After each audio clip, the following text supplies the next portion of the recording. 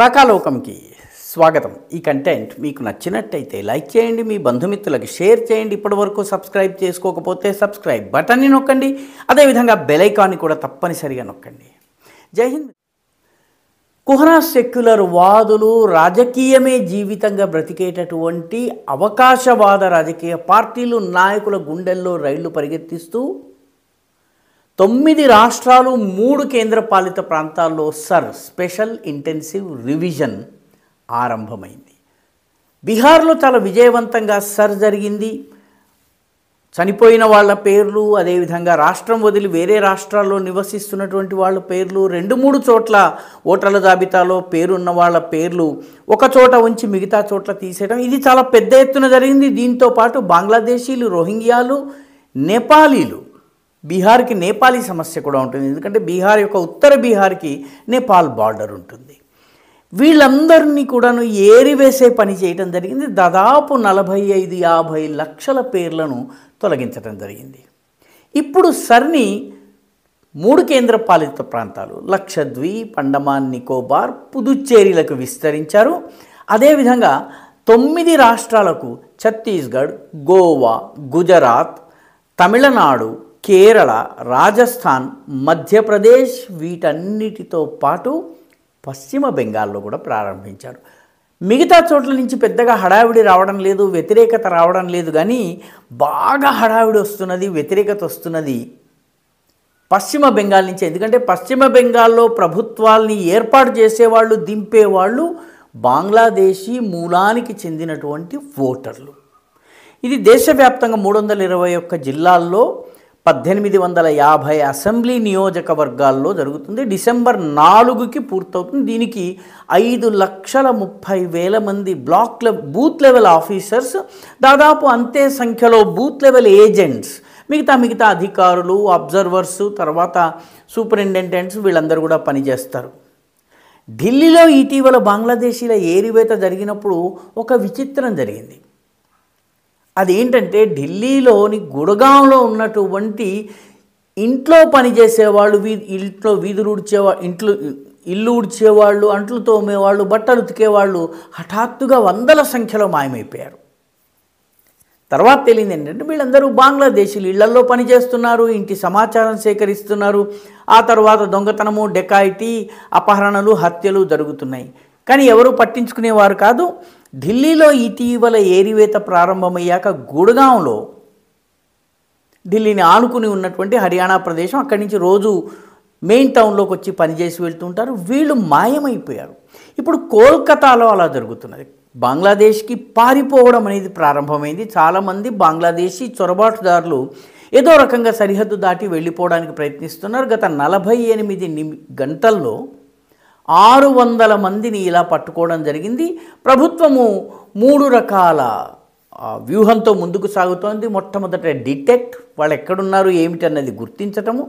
రెండవది డిలీట్, వాళ్ళ ఇక్కడ ఈ దేశంలో ఉండడానికి ఆధారమైనటువంటి ఆధార్ కార్డు, రేషన్ కార్డు, ఆ తర్వాత ఓటర్ల జాబితాలో వాళ్ళ పేర్లు, ఈ 3టిని తొలగించటము. 3వ ముఖ్యమైనది డిపోర్ట్, ఈ దేశం నుంచి వాళ్ళను పంపించటము.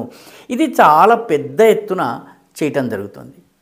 పశ్చిమ బెంగాల్ విషయానికి వస్తే, పశ్చిమ బెంగాల్లో రాజకీయ పార్టీలన్నీ, ముఖ్యంగా కుహనా సెక్యులర్ పార్టీలు రోడ్ల మీదకి వచ్చి ఈ సర్కి వ్యతిరేకంగా ఉద్యమిస్తున్నాయి. మమతా బెనర్జీ అయితే రక్తపు టేర్లు పారిస్తామని వీధుల్లోకి వచ్చేసేసి ముఖ్యమంత్రి అయ్యుండి ఆవిడ హడావిడి చేయడానికి కారణం ఏంటంటే, ఒక్క గణాంకాన్ని పరిశీలిస్తే మనకి చాలా స్పష్టంగా అర్థమవుతుంది. బంగ్లాదేశ్లో 2023 నుంచి జనాభా 13.8% పెరిగింది. కానీ ఓటర్ల జాబితాలో ఓటర్ల పేర్లు 61.6% పెరిగింది. అంటే డిఫరెన్స్ ఎంత? 47.8%. అంటే కేవలము 2-3 సంవత్సరాల్లో ఇన్ని కొత్త పేర్లు వచ్చినాయి. ఓటర్ల జాబితా యాక్చువల్గా జనాభా పెరుగుదల ఎంత, ఓటర్ల జాబితా పెరుగుదల ఎంత చూసినట్లయితే మనకు ఆశ్చర్యం కలుగుతుంది. అదేవిధంగా ఒక్క పశ్చిమ బెంగాల్లోనే 1.5 కోటి బంగ్లాదేశీ చొరబాటుదారులు, రోహింగ్యా చొరబాటుదారులు ఉన్నారన్నది ఒక అంచనా. ఇప్పుడు సర్ ద్వారా వీళ్ళందరూ కూడాను బయటపడతారు. మీకు కేవలం బంగ్లాదేశ్లో మాత్రమే కాదు, కేరళలో కూడా దేశవ్యాప్తంగా 20% జనాభా పెరుగుదల కనిపిస్తుంటే, క్షమించాలి, ఓటర్ల జాబితాలో పెరుగుదల కనిపిస్తూ ఉంటే బంగ్లాదేశ్లో 61.6, రెండవ అతిపెద్ద సంఖ్య ఎక్కడ? కేరళలో 22% పెరుగుదల ఉంది. కేరళలో వాస్తవానికి మొత్తము జనాభా 3,60,00,000 ఉంటే అక్కడ ఉన్నటువంటి ఆధార్ కార్డుల సంఖ్య 4,80,00,000. ఈ అదనపు ఆధార్ కార్డులు దేనికోసము? రేషన్ షాపుల్లో రేషన్ వస్తువుల్ని కొనుగోలు చేయటము, దాదాపు 1,20,00,000 ఫేక్ రేషన్ కార్డ్స్ ద్వారా, ఆధార్ ద్వారా రేషన్ తయారవుతుంది. కాబట్టి ఈ రేషన్ కార్డుల ద్వారా ప్రజా పంపిణీ వ్యవస్థ ద్వారా వచ్చేటటువంటి నిత్యావసర సరుకుల్ని బ్లాక్ మార్కెట్కి పంపొచ్చు. ఇది ఎవరి ఆధ్వర్యంలో జరుగుతోంది? వామపక్ష ప్రభుత్వం ఆధ్వర్యంలో జరుగుతోంది. అంటే ఈ రకమైనటువంటి పరిస్థితి బెంగాల్లో కూడా ఉంది, ఈ రకమైన పరిస్థితి కేరళలో కూడా ఉంది, మిగతా రాష్ట్రాల్లోనూ కొద్ది గొప్ప ఉంది. కానీ వాటిని ఏరివేసే పని జరుగుతుంది. మోదీ ప్రభుత్వం వచ్చిన తరువాత దేశవ్యాప్తంగా 6,60,00,000 నకిలీ రేషన్ కార్డులను తొలగించడం జరిగింది. అంటే 6,60,00,000 నకిలీ రేషన్ కార్డులను తొలగించడం ద్వారా ప్రజా పంపిణీ వ్యవస్థను సువ్యవస్థితం చేయడం జరిగింది. దీని లోపల పిల్ఫరేజ్ అంటే దారి మళ్లింపు, నిత్యావసర సరుకుల దారి మళ్లింపు నిరోధించడం జరిగింది. కమ్యూనిస్టులు పరిపాలించేటటువంటి, కమ్యూనిస్టుల నుంచి పుణికి పుచ్చుకున్నటువంటి మమతా వంటి ప్రభుత్వాలు పరిపాలించే చోట ప్రజా పంపిణీ వ్యవస్థ దుర్వినియోగం అవుతున్నది, బ్లాక్ మార్కెట్కి అది సరఫరా అవుతున్నది.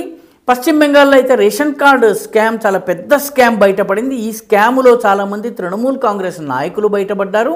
సందేశ్ ఖాళీ మొత్తం గొడవ దీనితోటే జరిగింది. రేషన్ శాఖ మంత్రి రాజీనామా చేయవలసిన పరిస్థితి వచ్చింది. అదేవిధంగా ఇప్పుడు వీళ్ళు ఫేక్ ఓటర్లను తొలగించిన తర్వాత వాళ్ళని మేపేందుకు ఈ ప్రజా పంపిణీ చేయాల్సినటువంటి అవసరం కూడా రాజకీయ పార్టీలకు తగ్గుతుంది. తద్వారా ఈ దేశంలో ముందు కేవలము దొంగ ఓట్లు పోవడం మాత్రమే కాదు, ఈ దేశపు వనరుల దుర్వినియోగం కూడా ఆగుతుంది. కాబట్టి సర్ ఆ రకంగా కూడా చాలా అవసరమైనటువంటి విషయము. అందుకనే ఈ సర్ని డిసెంబర్ 4 లోపల ఈ 9 రాష్ట్రాలు 3 కేంద్రపాలిత ప్రాంతాల్లో పూర్తి చేయాలని చెప్పి ఎన్నికల సంఘము చాలా దృఢ నిశ్చయంతో, కృత సంకల్పంతో పనిచేస్తోంది.